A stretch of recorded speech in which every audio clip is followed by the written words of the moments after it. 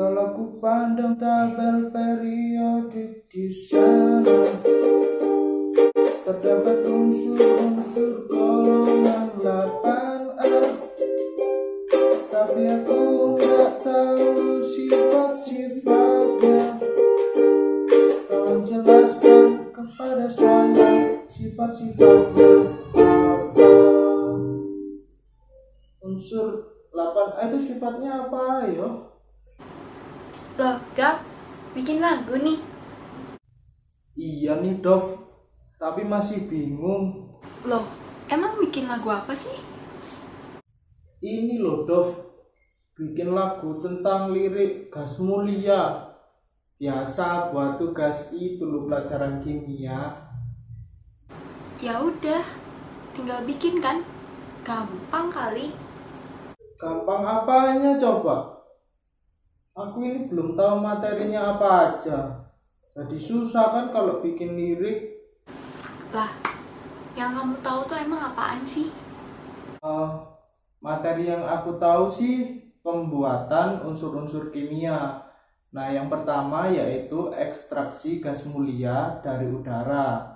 Nah, proses ini disebut dengan proses teknologi pemisahan udara.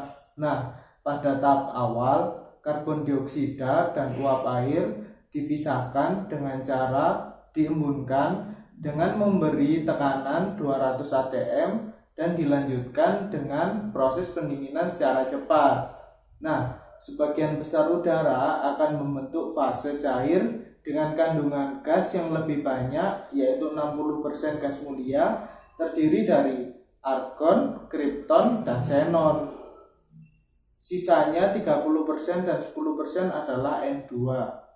Proses yang selanjutnya dinamakan dengan proses adsorpsi. Pertama, O2 dan N2 dipisahkan terlebih dahulu dengan reaksi kimia.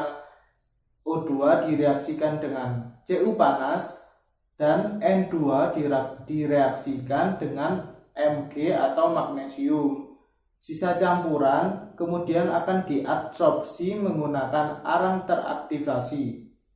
Sewaktu arang dipanaskan dengan suhu tertentu, gas akan terabsorpsi atau keluar dari arang. Nah, proses yang terakhir nih Dov, prosesnya disebut proses distilasi fraksional. Proses ini menggunakan kolom distilasi fraksional bertekanan tinggi yang prinsip kerjanya yaitu menggunakan perbedaan titik didih zat. Karena titik didih N2 paling rendah, maka N2 terlebih dahulu dipisahkan. Kemudian dilanjutkan dengan pemisahan argon dan O2. Fraksi berkadar 10% air ini kemudian dilewatkan melalui kolom distilasi terpisah di mana akan diperoleh argon dengan tingkat kemurnian 98%. Tingkat kemurnian argon ini dapat meningkat menjadi 99% di tahap selanjutnya. Sisa gas yakni xenon dan kripton dipisahkan pada tahapan destilasi selanjutnya. Udah sih Dov, cuma ini ya yang aku tahu. Oh, ya tahu. Kalau aku sih taunya sifat kimia sama fisika gas mulia ya. Kalau fisika itu, semua gas mulia kan memiliki warna transparan dan tidak berbau.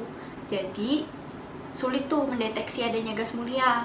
Nah terus ketika gas mulia dialiri arus listrik tegangan tinggi, maka akan mengalami proses perpendaraan emisi yang memiliki warna spesifik sesuai dengan jenis unsurnya. Nah, titik didih dan titik leleh gas mulia itu selaras dengan makin besarnya nomor atom. Titik didih dan titik leleh gas mulia itu sangat rendah, jadi hal itu menunjukkan adanya gaya tarik-menarik antara atom yang sangat lemah. Seingatku itu helium merupakan zat yang titik didihnya paling rendah dibandingkan semua zat yang ada di dalam alam semesta ini. Terus kalau sifat kimianya itu gas mulia memiliki energi ionisasi yang tinggi, sehingga akan sulit sekali bersenyawa atau bereaksi dengan spesies yang lain. dan akan selalu berada di dalam kondisi yang namanya monoatomi. Jadi kita bisa menemukan gas mulia dalam keadaan bebas atau murni di alam. Oke, bisa itu Dov masuk materiku. Terus apa lagi Dov yang kamu tahu tentang gas mulia ini? Paling manfaatnya, kalau manfaatnya itu, yang pertama itu ada helium. Nah, helium itu biasanya digunakan untuk mengisi balon udara, menciptakan suhu yang sangat rendah, dan biasanya udara yang dipakai di tabung penyelam gitu. Nah, terus kalau neon itu dia menjadi pengisi warna pada lampu. Neon cair biasanya juga digunakan untuk membuat suhu rendah. Digunakan juga dalam tabung televisi dan sebagai indikator tegangan tinggi. Nah, kalau argon itu digunakan oleh industri yang memerlukan udara bebas oksigen atau atmosfer inert. Biasanya juga dipakai untuk pengisi lampu pijar, pengganti nitrogen gitu. Dapat juga sih digunakan dalam las titanium atau stainless steel. Nah, terus kalau krypton itu digunakan dalam fotografi kecepatan tinggi. Digunakan juga sebagai standar 1 meter untuk mengganti standar platina. Kalau xenon itu biasanya digunakan dalam pembuatan tabung elektron sebagai obat bius untuk pasien, juga digunakan untuk pembuatan lampu yang bakterisida gitu, jadi kayak pembunuh bakteri. Nah, kalau radon itu biasanya sumber sinar radioaktif. Nah, biasanya sih digunain buat terapi penyakit kanker gitu. Terus berperan juga sebagai sistem peringatan gempa. Gas mulia ini. Siap deh, ditunggu ya lagunya. Awas aja nih, udah aku mau pergi dulu, aku lapar. Bye-bye.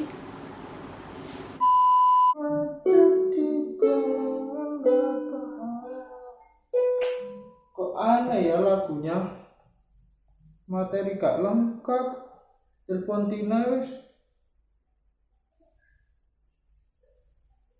Halo Tin. Sini Tin. Ke warung depan sekolah. Aku mau tanya materi kimia ini. Hah? Apaan sih, Gap? Seenaknya aja nyuruh-nyuruh orang. Iya Tin. Ini lo mau minta tolong materi kimia. Ya. Cepetan ya, Sherlock. Cepet, oke? 2 hours later. Duh, ada apa sih, Gap? Tiba-tiba nyuruh-nyuruh datang ke sini? Ini loh, bantuin aku bikin lagu tentang materi kimia, tentang gas mulia. Tentang apa sih emangnya? Kamu tahu nggak materi tentang kelimpahan gas mulia? Oh, itu mah gampang. Jadi, yang pertama itu unsur yang paling melimpah dari golongan gas mulia di udara nih ada argon. Kelimpahannya argon itu 0,93%. Terus ada juga helium. Helium itu kelimpahannya 5,2 kali 10 pangkat min 4%. Terus ada neon. Neon itu kelimpahannya 1,8 kali 10 pangkat min 3%. Terus ada krypton. Kalau krypton sendiri itu kelimpahannya 1,1 kali 10 pangkat min 4%. Terus xenon. Ya, xenon itu kelimpahannya 8,7 kali 10 pangkat min 6%. Terus ada juga radon. Nah, kalau radon ini kan unsur radioaktif yang memiliki waktu paruh paling pendek di antara yang lain nih. Sehingga kelimpahannya di alam ini sangat sedikit. Nah, si gas radon sendiri itu kalau disimpan kurang lebih 38 hari nih, dia bisa-bisa berubah jadi unsur lain. Gitu, Gap. Oh alah gitu ah. Oke Tin. Udah ini. Udah kok Tin, materiku udah cukup. Makasih ya Tin. Ya. Oh ya, kalau masuk YouTube terus dapat uang, jangan lupa bagi-bagi loh ya. Walah lek itu ya pastilah. Lek aku dapat banyak ya tak bagi. Lek dikit yo gak usah ya.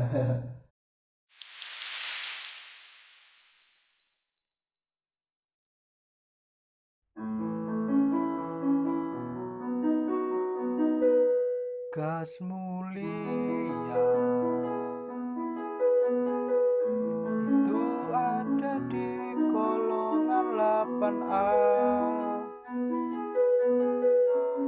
Helium, neon, argon, kripton, xenon, dan juga radon, itulah unsurnya.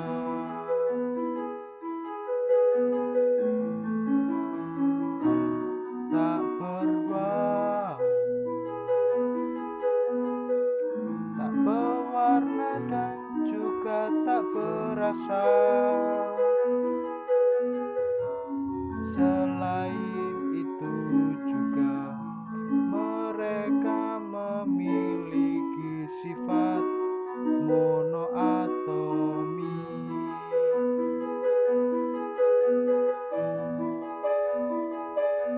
Helium untuk pengisi balon, neon argon itu untuk lampu,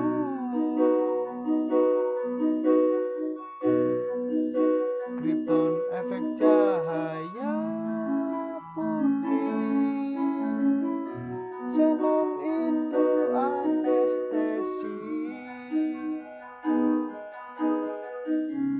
radon itu radioaktif. Itulah kegunaan mereka.